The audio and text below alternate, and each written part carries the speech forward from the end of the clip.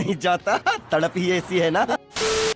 ভাই কালকের নবীনাতে ধূমকেতু দেখতে যাওয়া যখন গেছি আর কি, ধূমকেতু দেখতে বসেছি হলের ভিতরে, তার আগে রঘু ডাকাতের মানে ধ্রুব ব্যানার্জি পরিচালিত এসবিএফ দেব এন্টারটেইনমেন্ট ভেঞ্চার্স প্রোডাকশন হাউস মানে যৌথ প্রোডাকশন হাউসের ছবি রঘু ডাকাত, যেটা পুজোতে রিলিজ হবে, তার টিজার দেখিয়েছে এক্সক্লুসিভলি।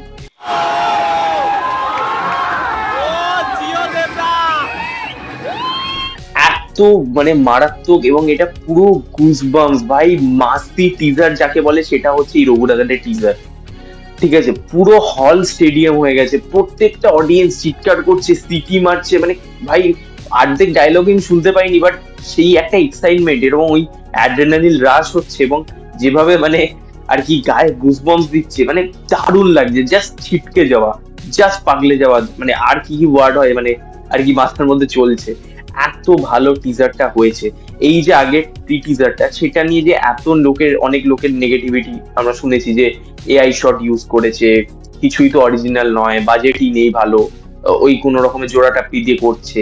বাট এই সিনেমার এই যে পার্টিকুলার টিজারটা মানে রঘু ডাকাতের এই টিজারটা, সেটা কোনো অ্যাঙ্গেল মানে কোনো একটা শট এআই শট নয়, প্রত্যেকটা শট কিন্তু অরিজিনাল, এবং প্রত্যেকটা জায়গায় কিন্তু যে কটা মানে লিড রোল আর কি রয়েছে, সেটা ওম হোক, সেটা রূপা গাঙ্গুলি হোক, সেটা ইদিকা পাল হোক, সেটা দেবদা হোক, সেটা অনির্বাণ দা হোক, সবার কিন্তু ইন্ট্রো দেওয়া হয়েছে এখানে। আর ইন্ট্রো গুলো মারাত্মক লেগেছে, বিশেষ করে অনির্বাণ ভট্টাচার্য দারুণ, তাকে কি লাগছে ভাই, কি ডেঞ্জারাস লুক, বড় বড় চুল, একটা ভিলেনিক লুক, এবং আমার মনে হয় মোস্ট প্রবাবলি এখানে ভিলেনই হবে।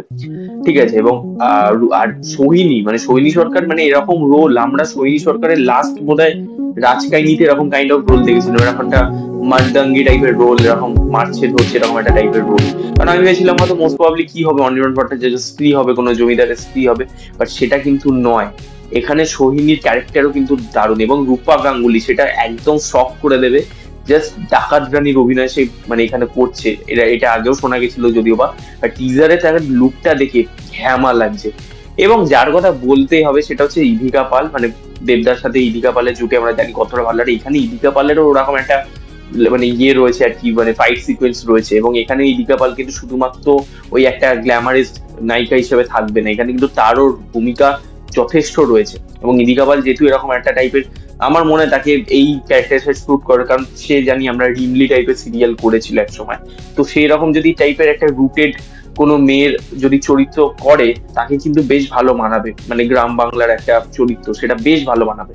আর যার কথা বলতে হবে সেটা হচ্ছে মেগাস্টার দেবদা ভাই, জাস্ট ছিটকে গেছি, তার কিছু কিছু অ্যাকশন শট, কিছু কিছু ডায়ালগ মানে এতটা ভালো, এতটা শুনতে মানে আমি রঘু মানে চিৎকার করে বলছি, এবং সেই জায়গাটা পুরো হল ফেটে যাচ্ছে।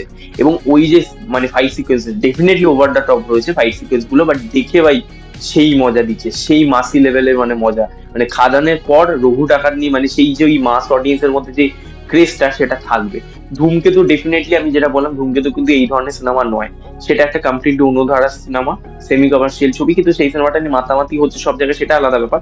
বাট রঘু ডাকাত কিন্তু ওই মাতামাতি একটা ডিমান্ড করে, ওই মাস বেল্টে ওই যে ওরকম সিনেমাটা নিয়ে চর্চা, সিনেমাটাকে নিয়ে পাগলামি, সেটা কিন্তু রঘু ডাকাত ডিমান্ড করে, ঠিক আছে, আর ডিজার্ভও করে, ঠিক আছে। আর রঘু ডাকাতের টিজার প্রত্যেকটা অ্যাঙ্গেল দিয়ে কিন্তু মানে একটা বড় এপিক, ঠিক আছে, এপিক এটা হয়েছে। আমার তো মনে হয় এটা আমার বাংলা সিনেমার আজ পর্যন্ত আমি যা টিজার দেখেছি, ঠিক আছে, আমি বহুরূপের কাইন্ড অফ ওটা সার্কাজম করেই বলেছি, বাট এটা সিরিয়াস দারুণ টিজার হয়েছে, ঠিক আছে। আমাকে আমার মনে হয় লাস্ট এরকম কোনো যদি টিজার আমাকে মজা দিয়ে থাকে, সেটা হতে পারে হয়তো খাদানের টিজারই হতে পারে, আমার তো তাই মনে হচ্ছে। এখন তো আমার কিছু মনেও আসছে যে টিজারটা আমাকে বাংলা সিনেমার টিজার মানে হেভি মজা দিয়েছিল, খাদানের দিয়েছিল, আর এইটা ভাই রঘু ডাকাতের, ঠিক আছে, মানে ভাই সেই লেভেলে মজা দিচ্ছে। এবং আমি মানে পুজোতে ব্লাস্ট হবে ভাই, পুজোতে খেলা হবে, একটা দিকে রক্তবীজ 2, একটা দিকে দেবী চৌধুরী, একটা দিকে রঘু ডাকাত। ভাই রঘু ডাকাত আমার মনে হয় তাদের যে মার্কেটিং পুশ এবং তাদের যা মানে দেবদার যা এখন অডিয়েন্স হয়ে গেছে,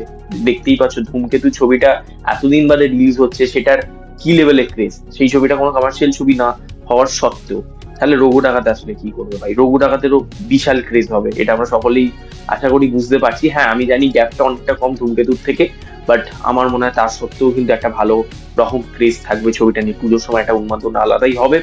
এখন দিয়ে লোকে রঘু ডাকাত করছে। এবং রঘু ডাকাতের স্পেশালি আরেকটা জিনিস বলতে হবে, এখানে হচ্ছে সিনেমাটোগ্রাফির কাজ, সেটা খুব ভালো, সেটা খুবই ভালো, মানে এবং খুব মাসি ভাবে, মানে ধ্রুব ব্যানার্জির ছবিতে যেরকম একটা মূলধারার গল্প যেভাবে একটা মানে বাঙালিয়ানা ভাবে রুটেড ভাবে দেখানো হয়, ঠিক তেমনি কিন্তু এখানে অ্যাকশনও থাকতে চলেছে।